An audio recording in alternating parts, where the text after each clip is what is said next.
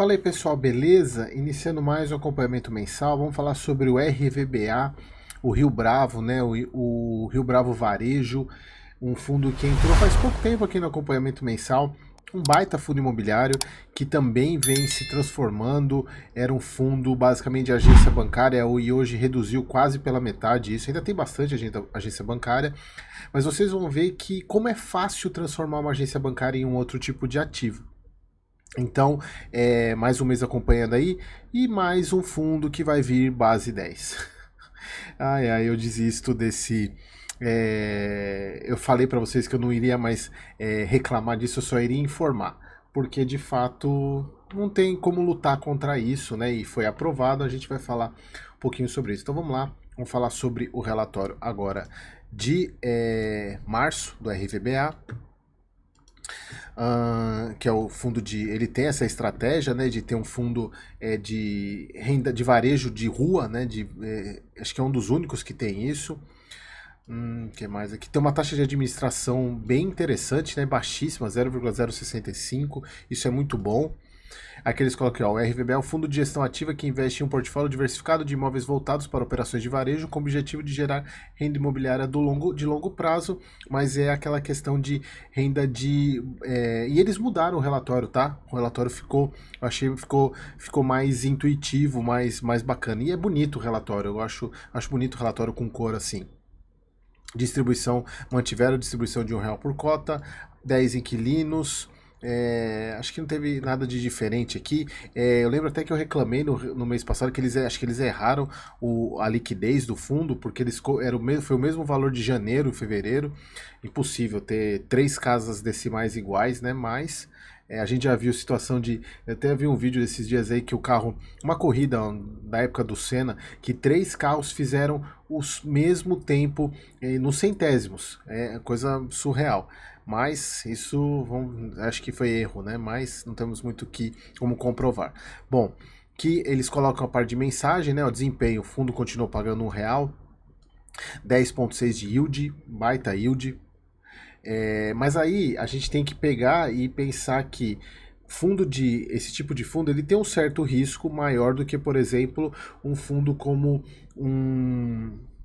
Deixa eu pensar um. Porque se a gente for pegar, ele está com um yield muito parecido, por exemplo, com o do TRXF, o yield maior do que, por exemplo, do HGRU, mas é muito mais pela estrutura dele e porque a quantidade de agência bancária que ele tem no fundo, e isso acaba elevando o risco e por isso que o yield dele é maior, porque o preço fica mais baixo. Base de cotistas aumentou 20%, porque ele tem em carteira recomendada. Aqui, o que eu falei para vocês, a troca, a gente vai falar um pouco mais detalhes sobre isso, locação do Super Nosso, que foi a troca de um locatário do imóvel de BH, que era uma agência do Santander e virou um supermercado, para vocês verem que é fácil mudar, a agência bancária não é difícil de transformar. Varejo bancário ficou agora com menos de 46% da exposição do fundo, sendo que era 100%. Venda, eles estão com negociação de 69 milhões de vendas realizadas com perspectiva de bom destravamento de valor. Então, o desempenho do mês, o fundo pagou R$ 1 por cota, a diferença entre a distribuição dos rendimentos e resultado, porque eles geraram 80 centavos e pagaram 1, porque eles têm não recorrente distribuindo ainda. Aqui a alocação do Super Nosso, que se eu não me engano é esse fato relevante aqui, né? Que foi, ó, a alocação do imóvel Belo Horizonte, né, que eles trocaram o Santander, que eu comentei isso no relatório passado, que na verdade retrasado, né, no relatório de janeiro, que já estava nessa movimentação do distrato com o Santander, e aí foi locado por Super Nosso, né, que é para um prazo de 10 anos, e ele tem uma allowance aqui, que é uma carência, porque inclusive ele modificou o imóvel, então o fundo deu essa carência pro ativo, mas é uma carência, isso é normal nesse processo. Até aqui, ó, readequação do uso, né? Então, isso faz parte dessa negociação. Aqui o impacto da transação na RVBA, que com a nova alocação o fundo ganha mais um inquilino voltado para o setor de consumo essencial, varejo alimentar. Além disso, o patrimônio do fundo de setor bancário passa de 48% para 46%. Então aqui eles mostram aqui dá para a gente ver, isso também eles colocam aqui no aqui nessa parte de representatividade, né, do setor bancário, mas deixa eu voltar aqui que tem alguns pontos importantes aqui. O novo patamar de aluguel não deve trazer impactos relevantes na receita do fundo, uma vez que está apenas 10% abaixo do valor pago pelo antigo locatário. Então, na verdade, é o seguinte, eles alugaram, mas o valor do aluguel está menor. Né? Então, mas assim, acho que o foco aqui principal não é nem tanto o valor do aluguel, obviamente que é importante, mas a questão é tirar banco da carteira, mas também não pode ser feito a qualquer custo, né? Então, esse ponto eu não gostei muito. Conforme informado no relatório gerencial de janeiro, tá aqui a parte que a gente já falou, né, da descontinuidade, ó, com o distrato, o fundo receberá uma multa rescisória que impactará no resultado de forma positiva de 0,21. Esse valor vai compor a distribuição linearizada de R$ 1 por mês para o semestre, como a gente já tinha falado que ele tem não recorrentes aí para poder manter os R$ 1. A multa se refere ao período remanescente de 30 meses com o término que o término do Santander era 2025. Aí aqui a questão que a gente já falou, do inquilino novo, a redução da exposição bancária. O fundo também terminou março com alienação em fase final do imóvel de Minas Gerais, que a gente já falou no relatório passado. Na verdade, não no relatório passado, nos últimos 2 relatórios. Além disso, o fundo recebeu 3 novas propostas para 3 imóveis, todos em São Paulo, capital. Então eles colocam que atualmente o fundo está com 69 milhões em imóveis para destravar lucro, né, para vender. Então a gente tem que aguardar aí como que vai ser.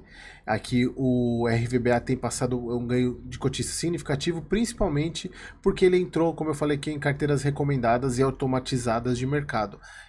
Isso muda bastante a quantidade, a liquidez. É uma liquidez forçada, digamos, né, mas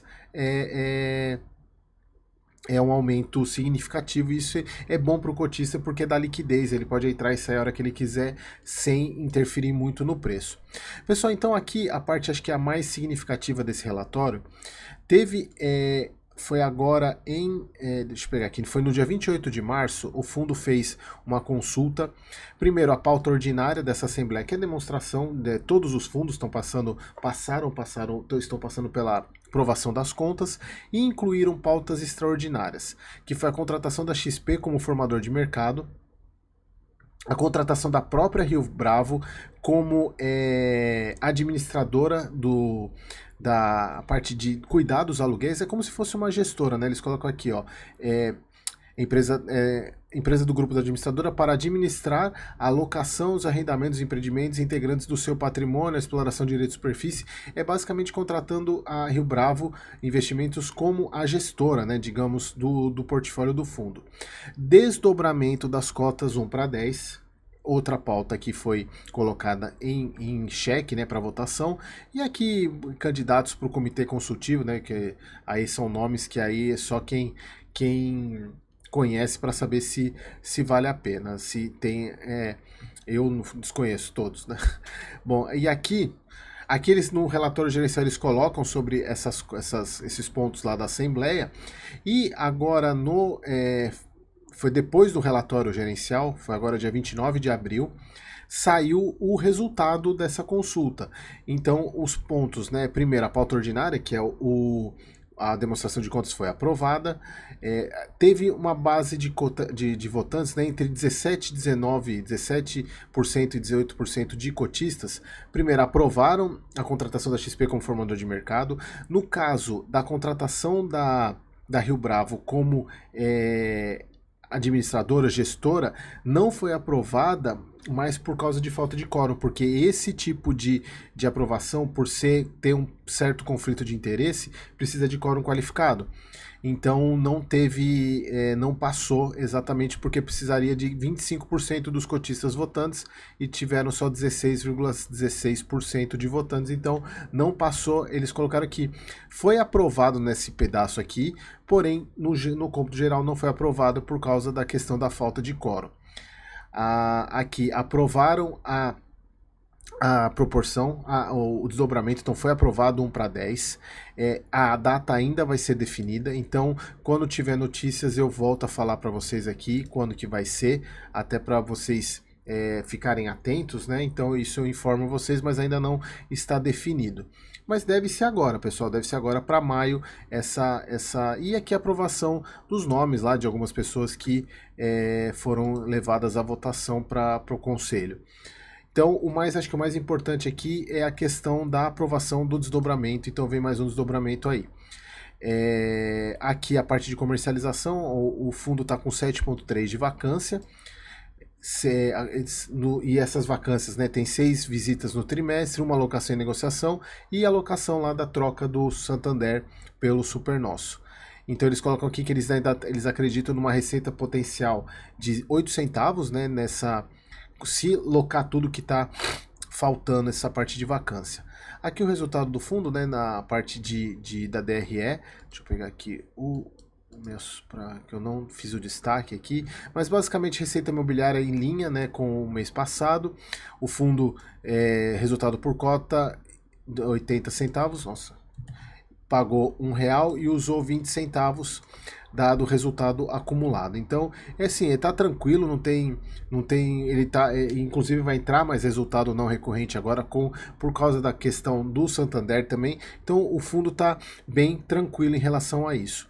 Então, aqui a gente vê que ele vai pagar R$1, vai continuar até o final do semestre, eles colocam aqui, ó, linearização de R$1 no semestre. Então, isso já está bem resolvido. Aqui, pessoal, o passivo, o fundo ele tem basicamente 50 milhões em caixa e mais os 93 de fundo imobiliário, que também pode ser considerado caixa, né? Que é fácil, 2 dias está na conta.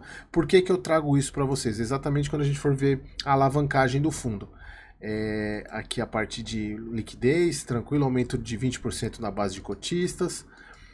Aqui as localizações, os imóveis do fundo, a gente passa rápido. Mas vocês observarem aqui, tem muita agência bancária, né? Caixa Santander e tal, Caixa, ainda tem uma quantidade grande de imóveis aqui, ó, 35 imóveis Caixa, 16 Santander.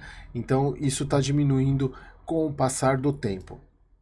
Aqui a estrutura. Pessoal, eu gosto bastante do jeito que eles mostram, porque o cronograma de vencimento eles colocam por cor, separando por inquilino. Bem bacana isso, porque não fica um gráfico só mostrando a porcentagem daquele ano de vencimento. Eles mostram quando que vai vencer cada um dos inquilinos. Eu acho bem transparente e bem informativo isso. Acho que todos os fundos poderiam seguir tanto para locatário de receita contratada, tipo de contrato, cronograma de reajuste, é bem bacana. Ó, locatários, porcentagem do ativo, é bem bacana, isso eu acho bem legal, esse jeito do fundo mostrar.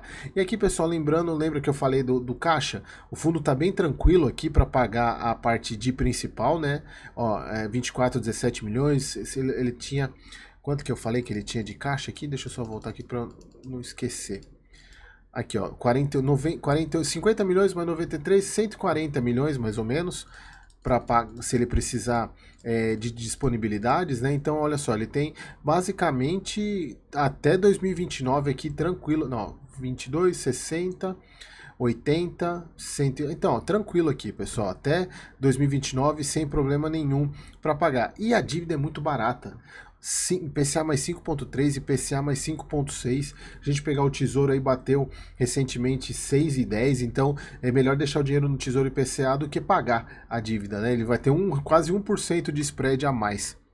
Então, sempre tá tranquilo. É importante destacar que não vislumbramos risco do fundo deixar de pagar sua alavancagem, porque a estrutura... E ainda tem um ponto. Lembra que eu comentei isso com vocês? Qual foi o fundo? Acho que é o Gari, que tem essa estrutura que o próprio aluguel do imóvel é utilizado para pagar parte da estrutura de alavancagem. Eles colocam aqui, ó, uma vez que a estrutura de alavancagem utiliza os aluguéis recebidos pelo Grupo Pão de Açúcar para pagamento dos valores devidos. Então, é bem por aí. Ele é aquela casado, né? Aquela estrutura casada que funciona muito bem. Só tem problema se porventura acontecer que nem o dia lá no LVBI. Bom, a linha do tempo. Acho que era isso, pessoal. Não tem mais o que falar. Quando tiver a questão do desdobramento, sair as datas, eu volto aqui e faço um vídeo rápido para vocês. Mas eu acredito que vai ser agora em maio. Então você, cotista da RVBA, fique atento aí que já teremos notícias sobre esse desdobramento, beleza? Espero vocês no próximo vídeo.